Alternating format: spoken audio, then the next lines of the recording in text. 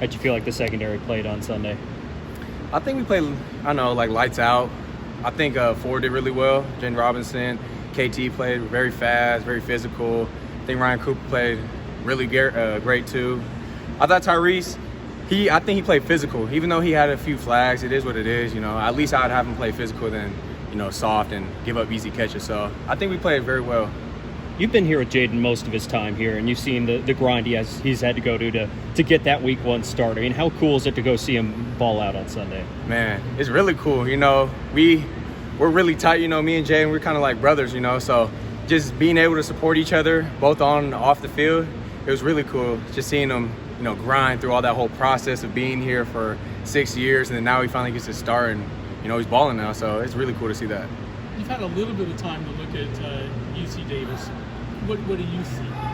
I think they're a very well-disciplined team. They play hard. They have a couple good players, that, are kind of threats to us. So I would say that we got to keep our foot on the gas. We can't slow down. We just got to keep going. I think they're a solid team, but as long as we're on our keys and know what we're doing as a team, I think we'll be pretty successful. Is it harder to prepare for a lower division team, or do you not even think about that? No, it is. It's pretty hard because they run a lot of different schemes, different concepts, a lot of single things, if that makes sense. Like they'll run one thing and then run a whole different thing. So just being on our keys and making sure our rules are right, I think it's kind of hard, but we can do it. It's possible. Last week you guys went against more of a passing team. UC Davis more of a running team. It's a little bit harder to prepare for a passing team, a running team, over Rhode Island's team.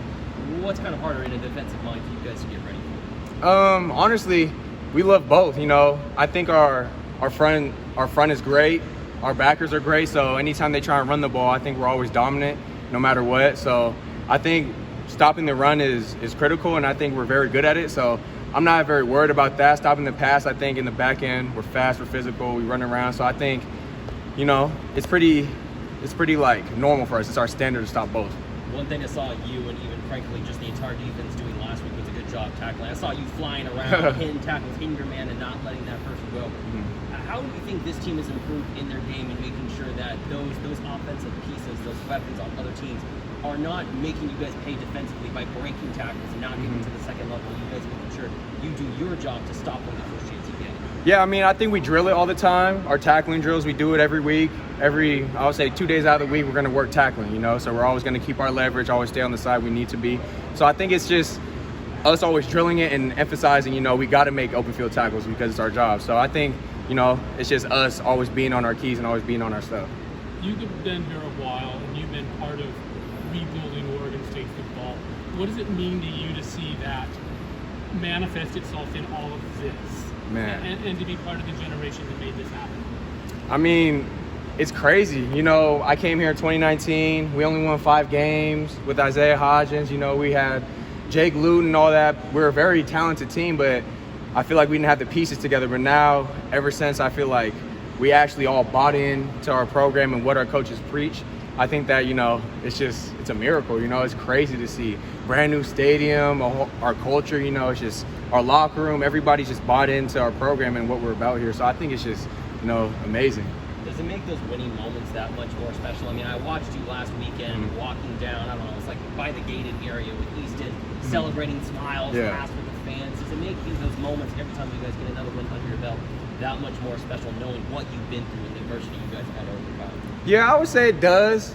But at the same time, I feel like that's our standard, That's what we're trying to go for. So if we just try and get comfortable and stuff and be like, it feels better that we win, I feel like we always got to keep our gas on the, our foot on the gas and, don't stop, because once we get complacent like that, I feel like there's an opportunity for a team like UC Davis to come in, and try and smack us around. But I feel like, it just makes us feel good, but we got to keep going, it's not over. 6 back, 12 teams ranked this week. Colorado, huge win on the road. Do you pay attention to that? What are your thoughts on seeing what Colorado did representing the conference? I thought it was cool. They beat TCU there, and TCU was just in the national championship last year. So it's like, I thought it was pretty cool.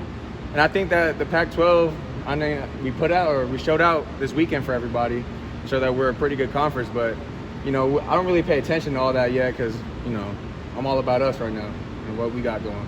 I know you guys still have a couple more weeks before Pac-12 play, but seeing again, kind of piggybacking off that, what the conference is doing right now, How much are you looking forward to getting to play some of these Pac-12 teams and be able to show Beaver football and Beaver Nation what you guys can do against what's considered now potentially one of the best conferences in college football this year? Man, that's exciting though. Like, we get to play USC, UCLA, all these historic colleges, you know, it's very cool. I think it's once in a lifetime opportunity to have these type of opportunities. You know, we're playing Oregon all the time, and, you know, I think that's just like something I always dreamed of. You know, growing up, I always wanted to play in the Pac-12, play against all these spread offenses, this fast football, physical. So, I mean, it's just a dream for me, man. And I'm just here to, you know, live it out. Is there a particular matchup in the Pac-12 you're looking forward to most getting on the field for? Is there one? Just the next one we have, you know, just look forward to that.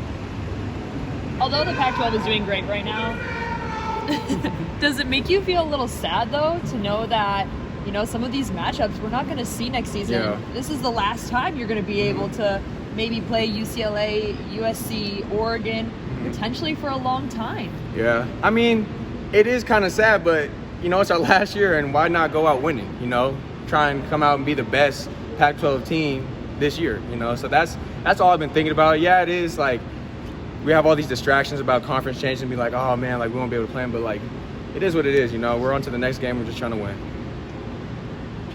Thank you.